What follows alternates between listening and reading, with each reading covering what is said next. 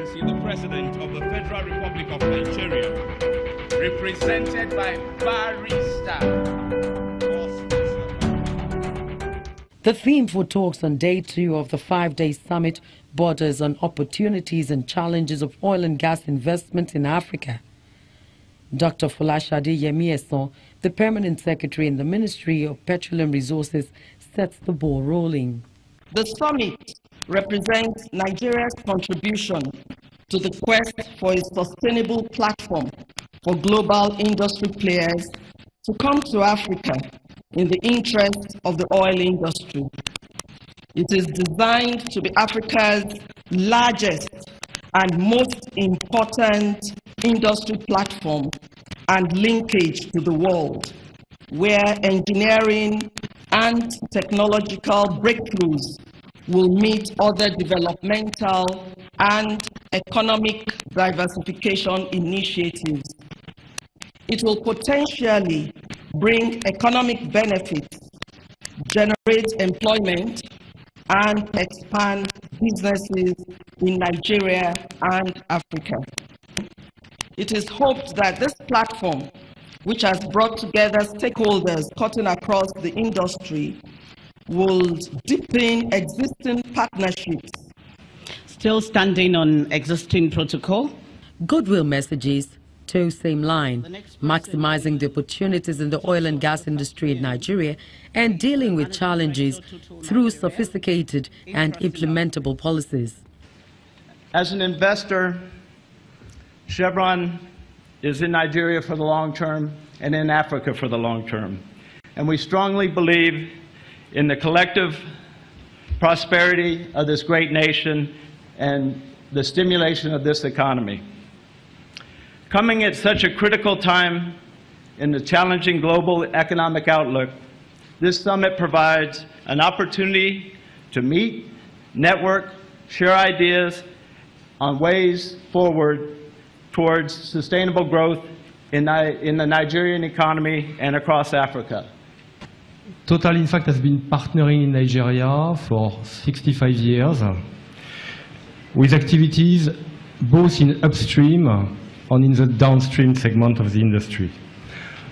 Our ambition in Nigeria is not only to produce oil and gas, but also to contribute to deliver energy to the country in a safe, reliable, and affordable manner.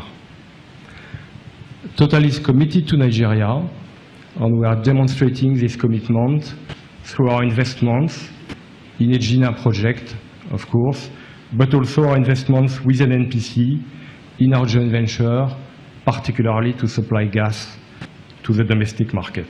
It is high time that African countries collaborate and trade amongst each other, not only in terms of oil and gas, but in other key sectors. One of the key takeaways from an event of this nature is the networking opportunities and the strategic partnerships we make to better not just our industry, but also our respective economies. No one will do it for us. The onus lies on us to do for ourselves.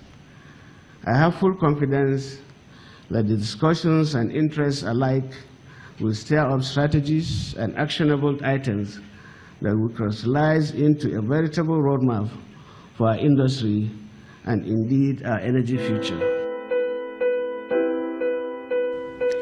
Even though the government's policies are towing the line of diversification of the economy with the non-oil sector in mind, but the oil and gas sector remains a major revenue for Nigeria.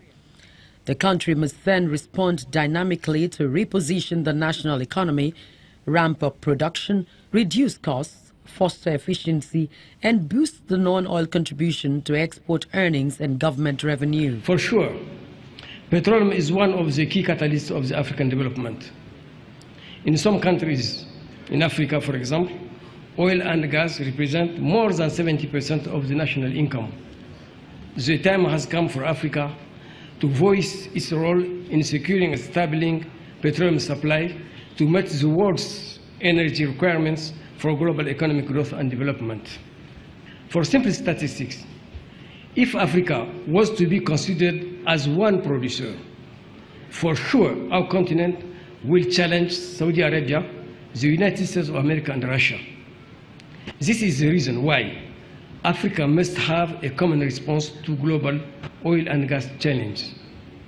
Accordingly, the African response to global petroleum challenge can be achieved through regional cooperation in the whole petroleum chain value, contribute to the understanding of the energy situation and policies of member countries with a view to meet national energy needs.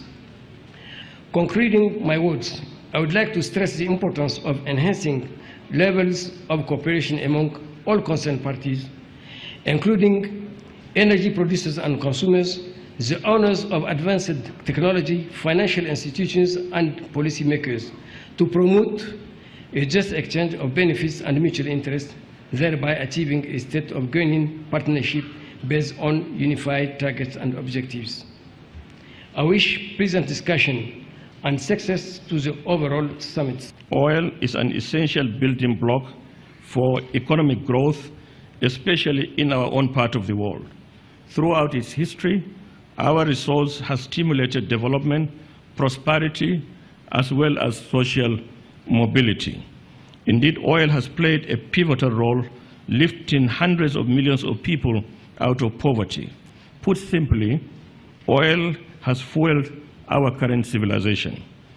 We are emerging, distinguished colleagues, ladies and gentlemen, from a dark and painful chapter for our industry. However, with the declaration of cooperation providing an anchor of stability, a new page is being written, one which has the interest of producers, of consumers, and the global economy at heart. With the OPEC-non-OPEC strategic partnership fulfilling its responsibilities and Nigeria playing a leadership role, such as the one we have seen in the last 2 years, one cannot help but brim with confidence that working together we can achieve a better tomorrow.